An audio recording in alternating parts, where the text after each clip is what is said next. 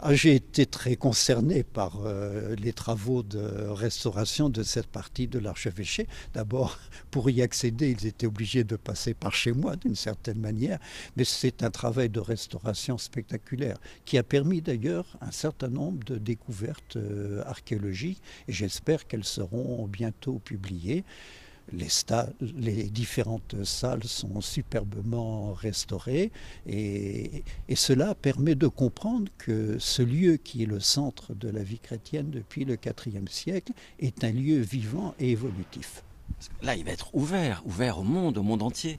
Ah ben j'espère que ce sera une joie pour tous les Rouennais et tous les visiteurs qui viendront dans cette partie de l'archevêché et ils découvriront des salles vraiment magnifiques. Même si, je dirais, ces salles sont magnifiques, mais témoignent d'une grande simplicité qui était la vie des archevêques.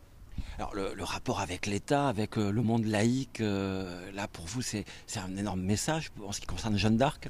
Alors, tout d'abord, Jeanne d'Arc, oui, puisque Jeanne d'Arc appartient à tout le monde. Elle appartient à l'Église, mais elle appartient aussi à la nation française. Et elle appartient, je dirais, à tous ceux et toutes celles qui luttent pour la liberté. Mais en plus, le lieu où nous nous trouvons est propriété de l'État. Je suis locataire de l'État, l'État ayant mis à disposition de l'archevêque de Rouen l'ancien palais archiépiscopal, parce que c'est l'archevêque de Rouen qui avait négocié en partie pour la France, après la Première Guerre mondiale, la présence française au Moyen-Orient. Donc c'est un titre de remerciement.